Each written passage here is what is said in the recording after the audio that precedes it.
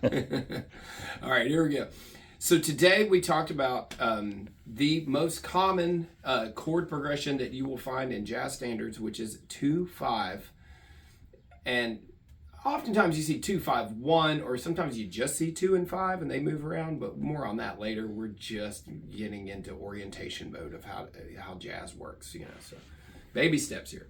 So it's really helpful to understand how to see 2-5-1 on the guitar, much like when you learned blues, you found where 1-4-5 was.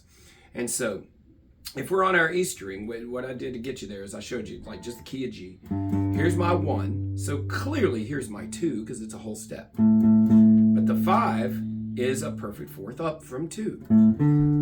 And clearly too that's 1, and you could easily think 4 or 5. Well, there's my 5 either way, but we see the 1, we see the 5. Just know that the 2 sits right here, and the chords are not always. They'll change based on jazz, but the first chord progression to get is knowing what's in key. And so 2 is minor, so it becomes minor 7. 5 is major, but it has a flat 7 because the 4 of the scale is a whole step down from 5. So that functions as a flat 7, a whole step down. So 2 is minor 7, 5 is dominant 7, or just called 7 when you look at the chart. And then 1 is going to be major 7, not dominant 7, because 1 has, its 7 is a half step back. So you're going to play these 3 shapes, the 2, 5, 1, and so 2 will be minor 7, 5 will be dominant 7, A string, and then 1 will be, save that for last. And when you need to spend some time before you even practice the whole thing, just getting that chord into muscle memory, just doing push-ups like I'm doing now.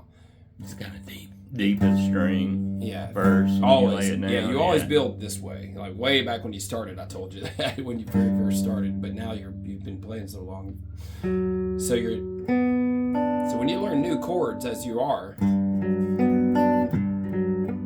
So a 1, 2, 3, 4, 1, 2, 3, 1, 2, 3, 4, 1, 2, 3, 4. So 4 measures. 1 measure, 1 measure, 2 measures. So it sounds like music, not just grabbing them and playing them willy-nilly. Put groove in them. 1, 2, 3, 4. 1, 2, 3. 1, 2, 3, 4. 1, 2, 3, 4. 1, 2, 3, 4. 1, 2, 3, 4. Now, here's the fun part. I haven't said this yet in the lesson, so check this out. This is a fun way to practice it, and you're cycling it through keys. What I'm going to be doing is I'm just going to be playing 2-5-1 in multiple keys, and I'm going down in whole steps. So I'm going to start way up here. This is the key of C, so I'm going to start on D minor 7, because C, so there's my 2-5-1. And then what I'm going to do is I'm going to turn that into 2. 2-5-1. And then I'm going to make that a 2. 2-5-1. 2-5-1. 2-5-1. And that's a good way to practice it. Now here I come. I'm starting back here. This is D minor 7. 2, 5, 1. Now I'm going to reboot and I'm going to make that minor 7. 2, 5, 1. Now I'm going to notice I'm still playing that 4 measure passage. Now after that, I'm going to make that a 2 by turning it into minor 7. 1, 2, 3, 4. That's my 2. 5, 2, 3, 4. 1, 1, 2, 3, 4. 1, 2, 3, 4. Then I'm going to change key again right here. 1, 2, 3, 4.